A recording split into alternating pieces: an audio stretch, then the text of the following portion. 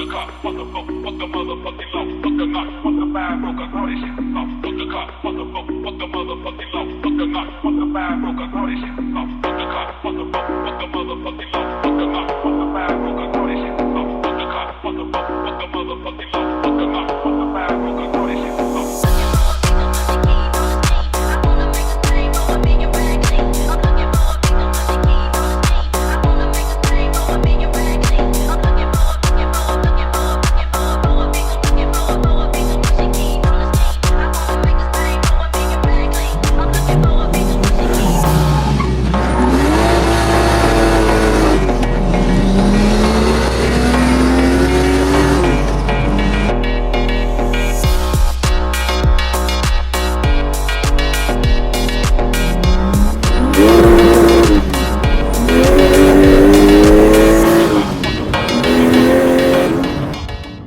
Bonjour chers abonnés CarProg, aujourd'hui on se retrouve avec Anthony qui nous amène un projet un peu spécial, une E36 comme vous aimez bien, mais c'est pas du tout le moteur d'origine. Ouais, on est parti sur un délire un peu US, parce qu'ils font plus ça là-bas. Et je suis un grand fan de japonaise à la base. J'ai commencé donc le drift il y a 6 ans maintenant. Tu as connu la voiture d'ailleurs au tout début quand tu étais d'origine. On l'a suivi depuis le début, ouais, effectivement. Donc à la base c'est un 320i que j'ai progressivement fait évoluer. Donc on a mis un moteur 325 que tu avais carto aussi. Qu'on avait fait à l'éthanol. Aussi, ouais. Le 320 et le 325 avaient été passés à l'éthanol ici. Et aujourd'hui j'ai swappé la voiture en 1JZ GTE. Donc un moteur de Toyota Supra MK3 ou Toyota Chaser, Soarer, enfin des modèles qu'il n'y a qu'au Japon, qu'on n'a pas ici. Ça va souffler un peu ça. Ouais, normalement ça marche pas trop mal. Donc à la base c'est un JZ non VVTI, donc en biturbo, que j'ai passé en single turbo. Et puis voilà, en setup basique. C'est des moteurs qui sont censés tenir combien ça?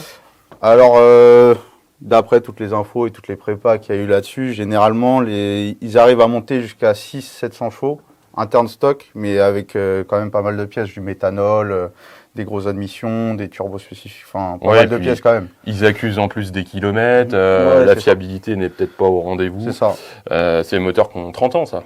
Ouais, maintenant, ça a 30 ans passé. Ouais. Alors, ce qu'on va faire, c'est qu'on va jeter un œil à la voiture. On se retrouve tout de suite.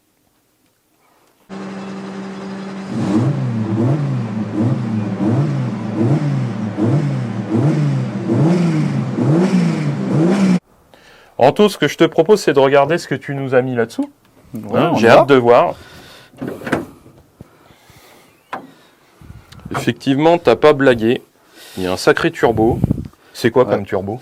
Alors, c'est un turbo précision 55-58, donc avec un air échappement assez petit pour pouvoir charger assez tôt. C'est des turbos de super bonne qualité, ça. Ouais, c'est un des trucs qui se fait le mieux aux États-Unis. Enfin, c'est une marque américaine en tout cas. T'as une gamme de prix pour ceux qui sont intéressés? Celui-là en tout cas vaut entre 1500 et 1600 euros en neuf. D'accord. Voilà. Donc on n'est déjà pas sur du turbo chinois. Ah non, là on est sur du bon turbo quoi. Ok. Qu'est-ce que tu peux nous dire d'autre? Moi j'ai une question qui me vient tout de suite à l'esprit, c'est comment on met un 1JZ, un moteur Toyota, dans une BMW, les supports, etc. Alors l'avantage c'est comme c'est un swap qui a été pas mal fait dans E36, E30, etc. Dans les pays de l'Est en fait on retrouve beaucoup de pièces pour ce genre de swap. Les supports moteurs ça s'achète déjà tout fait, ça vaut 200-300 Donc, euros. kit swap E36 vers un JZ. Exactement. Directement ajouté Ça au panier. s'achète déjà tout fait et en fait on a juste à poser les supports sur le bloc, le jeter dans la voiture et voilà. Après là j'ai pas gardé la boîte du 1JZ, je suis passé sur une boîte de 330D. Donc tu as une cloche d'adaptation? Ouais c'est ça, j'ai tout un kit de swap en fait, de boîte, avec une cale en alu et le volant moteur et l'embrayage qui va avec, tout est plug and play. L'embrayage c'est celui du 1JZ? Alors non, du coup c'est un embrayage de 330D. 330D. C'est PMC Motorsport qui fait ça, c'est des kits complets avec un volant moteur déporté, etc. Et en fait, ensuite, c'est juste à adapter. Et là, ce qu'il y a dessus, c'est un embrayage Sage Performance, 5 patins, qui est censé tenir un peu plus de 700 Newton. D'accord.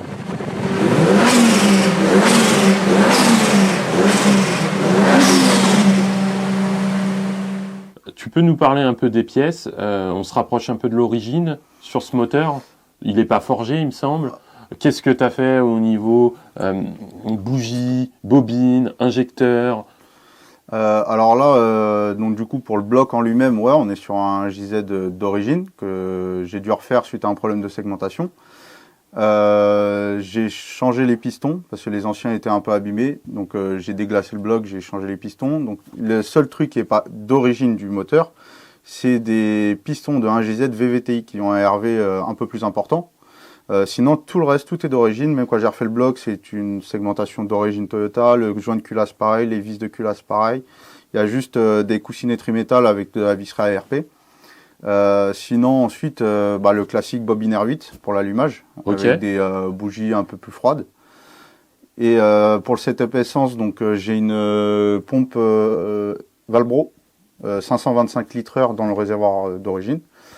Et pour les injecteurs, j'ai un rail de conversion radium parce que il y a deux types d'injection là-dessus. Il y a enfin deux types d'injecteurs. Il y a des injecteurs dits en side feed et des top feed. Et là, en fait, en injecteur de side feed performance, il n'y a pas grand-chose. Du coup, je suis passé sur un rail de conversion top feed radium avec des injecteurs Bosch, enfin injecteurs Dynamics en 1000 cc. Ok, voilà. D'accord. Avec un régulateur de pression d'essence AEM, le classique, et voilà. Ouais, j'ai le même problème sur la S14. Je bloque à 950 cc en side feed. Voilà. Bon, après, pour la puissance que je vise, c'est entièrement suffisant. Voilà. Ça a été une petite aparté. Courroie, c'est Kevlar. Ouais, courroie Kevlar renforcée HKS. Beaucoup, en tout cas. Régulateur de pression d'essence réglable. Ouais. Le pilotage du moteur, il est assuré par un produit qui est très à la mode en ce moment, très complet, qu'on va vous présenter, c'est EcuMaster. Tu as fait ta map de démarrage tout seul, c'est ça? Ouais, en fait, sur le site EcuMaster en Australie, en fait, ils fournissent des base maps, comme on dit, et j'ai trouvé une base map en fait de 2JZ GTE non VVTI. Donc en soi, en termes de capteurs, etc., ça reste la même chose que ce bloc-là, en fait. Il n'y a que les valeurs PMH et 2-3 petites choses qui changent, genre la taille des injecteurs, forcément la cylindrée du moteur, vu que le 2JZ est un 3 litres, celui-là un 2 litres 5.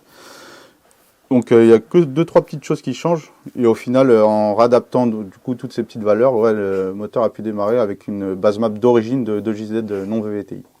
D'accord. Tu t'es lancé aussi dans la conception du faisceau moteur? Non, ça c'est, j'ai confié ça à des amis, donc garage Street Racing Garage. On leur passe un petit bonjour au passage. Voilà, dans Nord-Île-de-France, à Gisors, pour ceux qui connaissent pas. Ouais, donc du coup, ils m'ont fait tout le faisceau sur mesure. Franchement super. Ils se sont occupés aussi d'envoyer l'arbre de transmission, parce que du coup c'est un demi-arbre de transmission avant sur mesure. C'est Avignon Transmission, du coup, qui s'en est occupé. Et on garde l'adresse, on en aura besoin dans un futur projet. Exact, et qui bosse très très bien d'ailleurs. Et ils m'ont fait également aussi la durée de haute pression de la pompe de DA. Voilà. Pour pas passer en raccordage, parce que généralement les raccordages sur la haute pression de la DA, ça tient jamais. Donc j'ai fait faire une durite hydraulique renforcée exprès, ça tient plus de 200 bars, donc normalement je devrais pas trop avoir de soucis avec ça. Ok, super.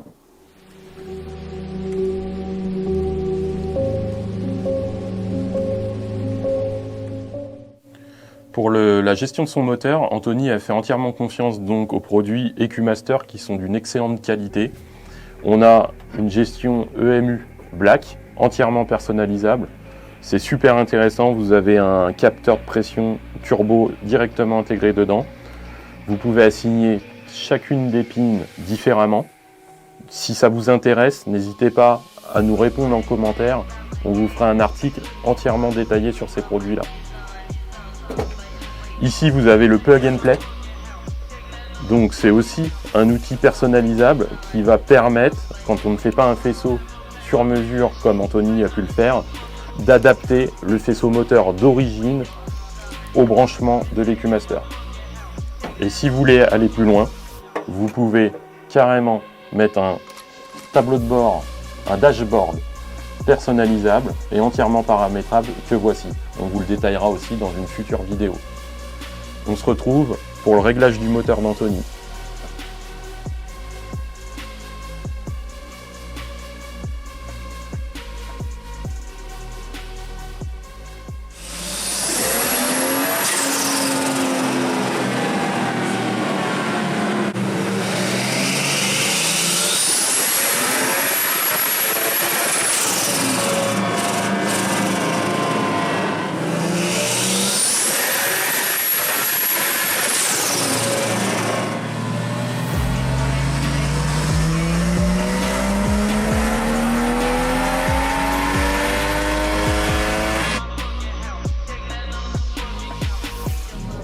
Après un travail sur la cartographie du moteur, on a fait 3 modes.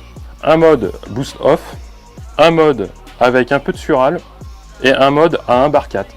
On obtient 3 scores différents. 288 chevaux à 5800 tours sur le mode 1, 346 chevaux sur le mode 2 à 5900 tours, et on va chercher dans sa configuration la plus puissante 452 chevaux à 5800 tours. On approche des 600 newtons, c'est un couple absolument gargantuesque.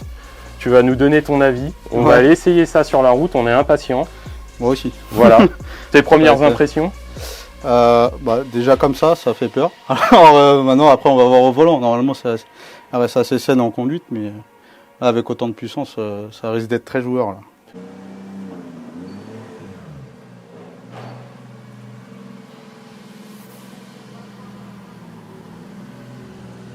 On se retrouve pour les premiers essais.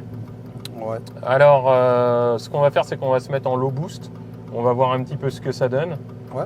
Tu vas nous dire ton ressenti. On va y aller tranquille. Allez, c'est parti pour le low boost.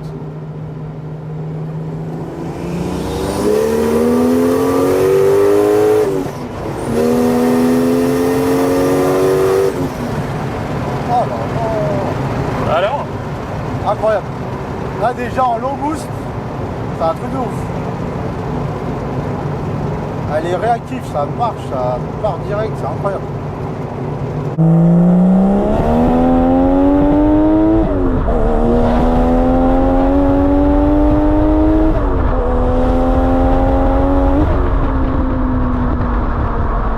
Et c'est parti pour le full boost.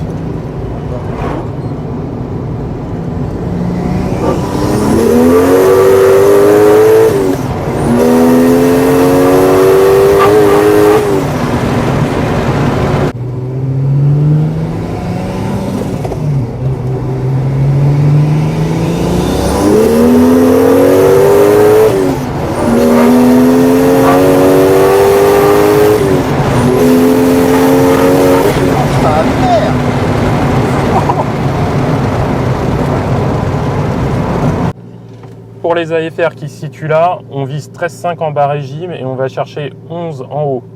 Ça nous permet de ne pas dépasser des EGT de 800-850 degrés, la limite. Pour des pistons forgés, c'est 900. Après, on peut avoir de gros problèmes.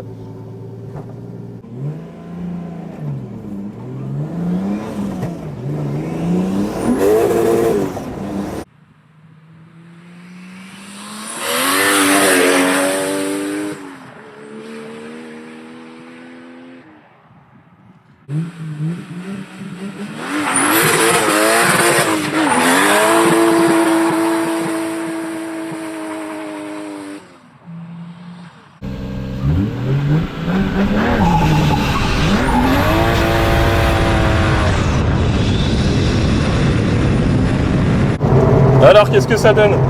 Là, je suis pas bien là.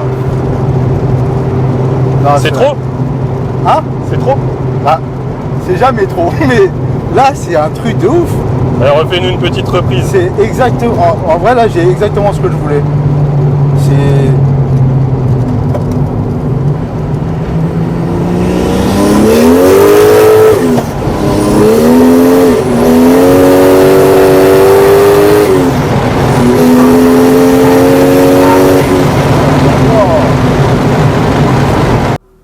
C'est la fin de la journée, on a pris beaucoup de plaisir à régler cette 36 JZ.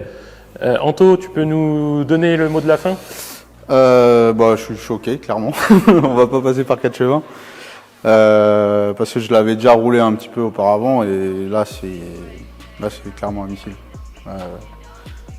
Plus rien à voir, avec une bonne segmentation. Ah oui, là, avec, là le fait que le bloc, du coup, là, vraiment il soit 5, on est tout refait, les compressions elles soient au top.